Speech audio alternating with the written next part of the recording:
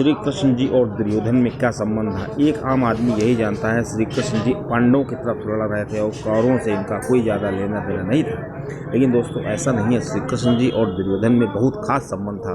दोस्तों आइए जानते हैं कि क्या संबंध था। आपको मेजर टिप्स सिग्नम चैनल में ऐसी ही जानकारी मिलती रहेगी, आप चैनल सब्सक्राइब कर सकते हैं।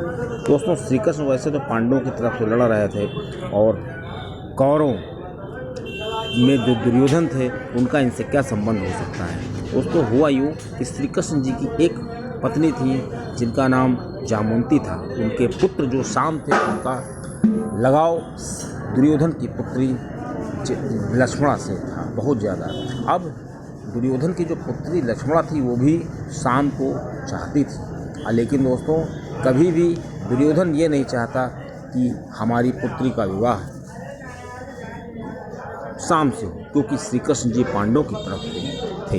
अब दोस्तों अब इनका विवाह कैसे हुआ आइए जानते हैं। अब दोस्तों श्री कृष्ण जी का जो पुत्र शाम था उसने दुर्योधन की जो पुत्री थे उससे ज़बरदस्ती विवाह कर लिया, उसको अगवा कर लिया। जब इसको इस चीज़ का पता यदुवंशियों को चला तो यदुवंशियों का गुस्सा सातवें आसमान पर था। उन्होंने श्री कृष्ण जी से कहा कि युद्ध इनसे लड़ाई करनी चाहिए, युद्ध करनी चाहिए।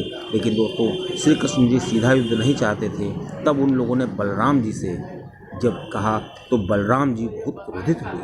अब बलराम जी उससे दुर्योधन से युद्ध करना नहीं चाहते थे। पहले बलराम जी ने ये सोचा कि दुर्योधन और भीम हमारे शिष्य हैं और ये हमारे रिश्तेदार भी हैं, तो हमें इनसे जाके बात करनी चाहिए। इधर बलराम अपने पुत्र के साथ जाते हैं वहाँ पर बातचीत करने के लिए। लेकिन दोस्तों वहाँ पर जो दुर्योधन था वो भी काफ़ी खफा था, क्योंकि उसकी पुत्री अगवा हो गई थी और उसका विवाह शाम करना चाहता था।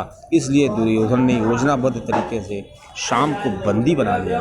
जब शाम को बंदी बना लिया, इस चीज़ का पता बलराम जी को चला तो बलराम जी ने दुर्योधन से ये कहलवाया कि अगर शाम को आप लोग छोड़ेंगे नहीं सकुशल पूर्वक तो मैं इंद्रप्रस्थ को गंगा में बहा दूंगा। और बलराम जी बहुत क्रोधित हुए।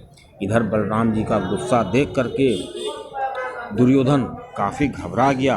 उसने सोचा बलराम जी जो कहते हैं वो कर भी देते हैं, और चूँकि दुर्योधन बलराम जी का शिष्य भी था और वो उनकी बहुत इज्जत करता था, इसलिए दुर्योधन ने सोचा कि अगर हम श्री कृष्ण जी की पुत्र को नहीं छोड़ेंगे तो हो सकता है बलराम जी अपने क्रोध में आकर के पूरे हस्तिनापुर को ही नष्ट कर दें। इसलिए दुर्योधन ने तुरंत एक योजना बनाई और श्री बलराम जी से माफ़ी मांगी।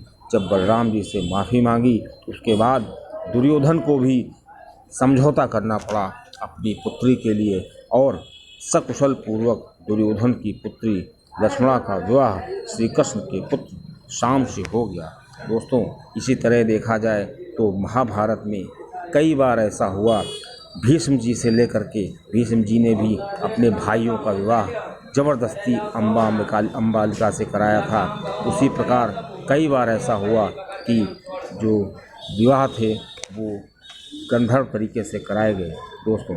लेकिन कुछ भी हो, श्री कृष्ण जी और दुर्योधन आपस में समझे थे दोस्तों।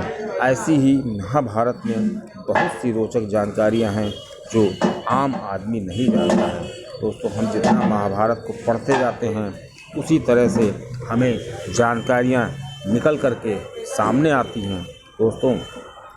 श्री कृष्ण जी जो है बलराम जी का जो पुत्र था पुत्री थी, उससे भी जब एक विवाह होना था उसमें भी काफ़ी ज़्यादा रुकावटें आई थी। इसकी जानकारी